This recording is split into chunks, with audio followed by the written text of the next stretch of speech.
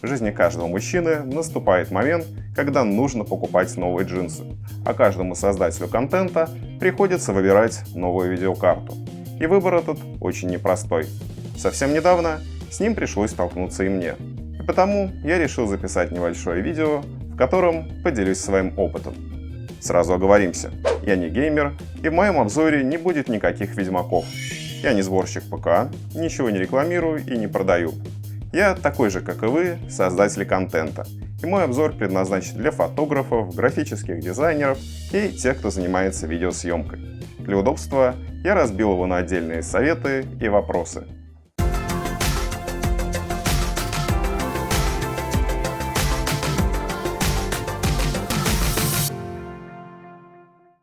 Совет номер раз. Подумай дважды. Если ваша нынешняя видеокарта полностью справляется со всеми задачами, то покупать новую только для того, чтобы идти в ногу со временем, никакого смысла нет. В конце концов, у нас с вами и так хватает расходов. Совет номер два. Не переплачивай. Если вы фотограф или графический дизайнер и работаете в таких программах, как Photoshop, Lightroom или Illustrator, то мощная видеокарта вам просто не нужна. Если вы занимаетесь видеосъемкой и работаете в Adobe Premiere Pro или After Effects, то и вам не нужна супермощная видеокарта. Дело в том, что все эти программы задействуют в основном ресурсы центрального процессора и оперативной памяти.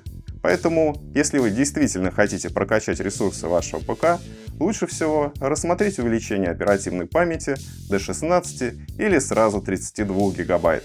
Это даст куда более мощный эффект. Вопрос. Кому нужна мощная видеокарта?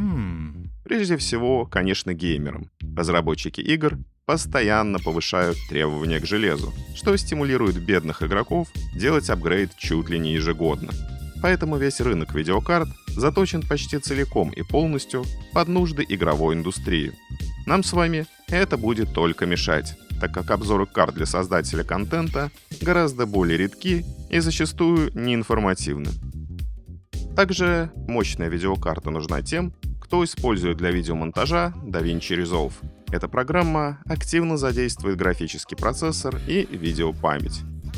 Та же история с программами 3D-моделирования, которые используют ядра графического процессора для вычислений, а видеопамять для хранения текстур. В этом случае, чем более мощная у вас видеокарта, тем выше производительность и скорость рендеринга. Но прежде чем покупать супермощную видеокарту, убедитесь, что ваши процессор и память не являются узким местом системы. Для мощной видеокарты и процессор нужен мощный. Совет номер 3. Не смотрите обзоры игр. Вы наверняка уже заметили, что большинство обзоров видеокарт предназначено для геймеров. В них сравнивается число кадров в секунду в разных играх. Но если вы покупаете видеокарту для работы, все эти обзоры для вас абсолютно бесполезны. Существуют специальные методы оценки производительности видеокарт в профессиональных программах, которые называются бенчмарками. На их основе составляются рейтинги. Бенчмарки регулярно публикуются в интернете, например, на сайте Puget Systems. Они позволяют не только оценить производительность данной карты в реальных условиях, но и сравнить ее с другими. Совет номер 4. Не смотрите старые обзоры. Обращаясь к интернет-обзорам, комментариям пользователей и результатам бенчмарков, всегда проверяйте дату их публикации, так как каждое обновление драйверов может существенно улучшать производительность видеокарты. Со своей стороны, компании-разработчики профессиональных программ, игр, графических и видеоредакторов также стараются улучшать совместимость с новыми видеокартами, выпуская патчи и обновления. Поэтому желательно ориентироваться только на самые новые обзоры и для самых последних версий программ. Совет номер 5. Не берите БУ. Как вы уже, наверное, знаете, видеокарты активно используются в майнинге. Поэтому, покупая карту бывшего употребления, вы рискуете купить устройство с подгоревшим текстолитом, перепрошитым биосом и деградировавшими кристаллами памяти. Таким образом, все, что вы так удачно сэкономили, вы рискуете оставить в ремонтной мастерской.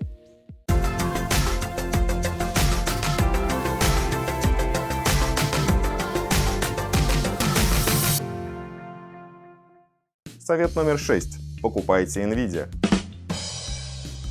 Этот совет вам придется слышать особенно часто. На сегодняшний день рынок видеочипов делит между собой две компании — NVIDIA и AMD. Так же, как и на рынке центральных процессоров, AMD предлагает более мощное железо по более низкой цене. По этой причине AMD-шные или красные видеокарты очень популярны у геймеров. Однако прямое сравнение параметров железа не всегда информативно. Дело в том, что профессиональный софт гораздо лучше оптимизирован под карты NVIDIA. Основным преимуществом зеленых является технология CUDA, позволяющая проводить мощные программно-аппаратные вычисления на графических процессорах NVIDIA. Технология эта закрытая, и карты AMD ее использовать не могут. Они используют другие технологии, в частности OpenCL, но она проигрывает CUDA по вычислительной мощности. Наиболее явно преимущество NVIDIA заметно в программах 3D-моделирования. Там разрыв в производительности особенно велик. В целом карты NVIDIA отличаются большей надежностью и стабильностью драйверов. На них получается более качественный рендеринг, поэтому профессионалам стоит ориентироваться именно на них. Вы спросите, а как же Intel? Действительно, компания Intel является одним из крупнейших производителей процессоров. Но рынок видеокарт она в свое время прощелкала.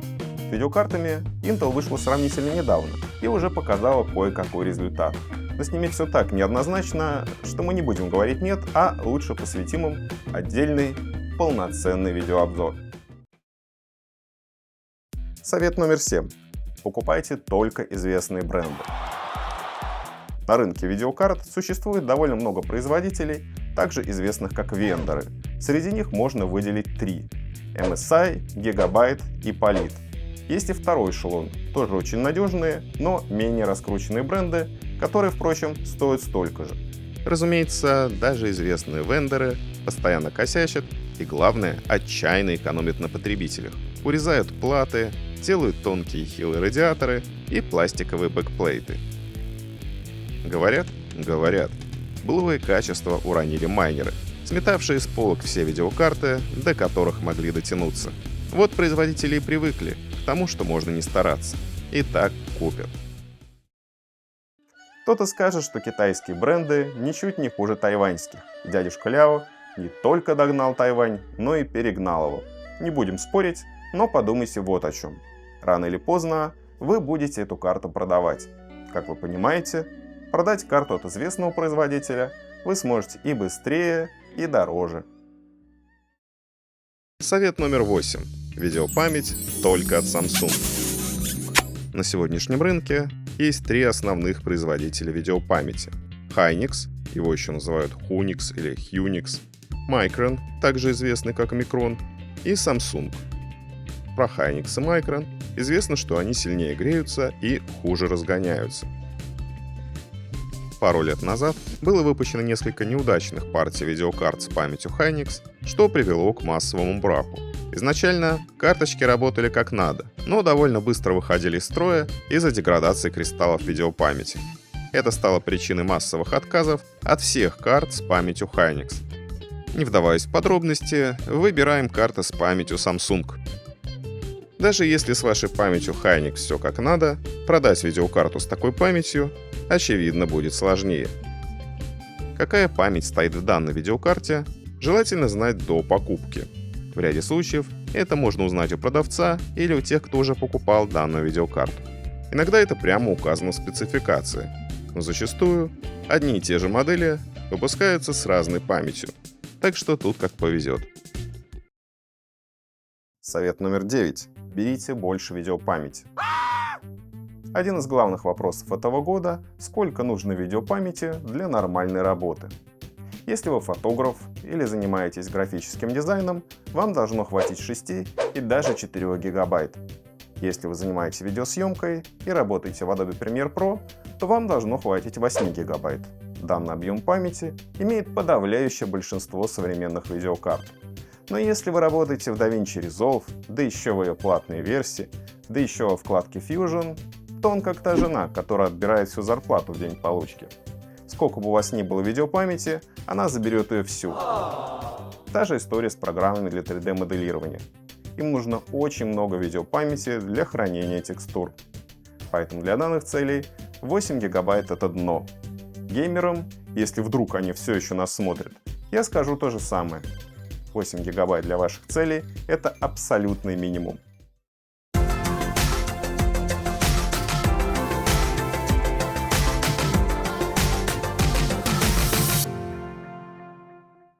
Вопрос: сколько нужно вентиляторов? Существуют модели с одним, с двумя и с тремя вентиляторами. Сколько вентиляторов нужно вам? Карты с одним вентилятором стоят немного дешевле, но не потому, что они хуже охлаждаются. Просто они более компактные и предназначены для маленьких корпусов. 3 вентилятора нужны только для самых мощных и горячих карт. Для бюджетных моделей 3 вентилятора избыточны. Да и ставят в них, как правило, далеко не самые мощные вертушки. Просто чтобы продать карту дороже за счет крутого дизайна. Совет номер 10. Размер имеет значение. Прежде чем покупать видеокарту, убедитесь, что она подходит в ваш корпус по длине и что у вас есть нужное количество свободных слотов. Помимо коротеньких видеокарт с одним вентилятором, существуют также низенькие, так называемые низкопрофильные видеокарты, которые короче по высоте. Вопрос: что такое мощность? Речь идет о потребляемой мощности. Чем производительнее видеокарта, тем больше она ест электричества. Перед покупкой обязательно убедитесь, что мощности вашего блока питания хватит. К счастью, современные видеокарты оптимизированы гораздо лучше и потребляют меньше энергии. Помимо шины PCI-Express, карта получает дополнительное питание по специальному кабелю напрямую от блока питания. Вопрос: где купить? Oh my god. Перед покупкой видеокарты обязательно сравнивайте цены в разных магазинах, потому что разброс цен на рынке просто огромен. Если ваше время стоит дороже ваших денег, можете смело идти на 3 буквы. DNS. DNS. Эти магазины всегда рядом, но цены на видеокарты там на 3-5 тысяч выше среднерыночных. Хорошие альтернативы раньше были 4 буквы. Озон. Но поскольку спрос на видеокарты стабильно высок, цены там стремятся к DNS-овским. Даже не думайте об NVIDIA и Eldorado. Их лучшие дни остались в тучных нулевых. Хотя, конечно, раз в год и палка стреляет. Поэтому периодически мониторить сайты сетевых магазинов все же надо. Редко, но и там бывают скидки. К тому же, их сайты — это хорошая база знаний. И главное, там есть отзывы реальных покупателей. Их там много, очень много. Им можно и нужно задавать вопросы. Пожалуй, самые грустные цены на Мегамаркете, торговой площадке Сбера. Они там задраны так высоко, что даже смешно. Однако, если у вас скопилось много бонусов «Спасибо», вы можете их бросить на оплату видеокарты. Также сэкономить вам помогут Яндекс.Маркет и Прайс.ру, так как они публикуют цены даже небольших интернет-магазинов, которые торгуют прямо со склада и потому без существенной наценки. Альтернатива только вторичка. Стоит отметить, что на Авито есть не только частники, но и вполне себе магазины, которые торгуют новым товаром и предоставляют чеки и гарантию. Покупка карты у них ничем не отличается от покупки в DNS. При этом вы экономите от 3 до 10 тысяч. Но там есть и те, кому карту просто подарили, или они передумали, и продают ее абсолютно новой, не распечатанной, с чеком и гарантией, при этом дешевле, чем в магазине. Почему бы и нет? Главное, не забудьте сверить серийный номер в чеке, на коробке и на карте. Но в любом случае старайтесь покупать карту с гарантией, потому что ее ремонт, скорее всего, будет стоить как новая видеокарта. Гарантия на большинство современных видеокарт 3 года. Поэтому если какой-то магазин дает гарантию только 1 год, вы знаете, что делать.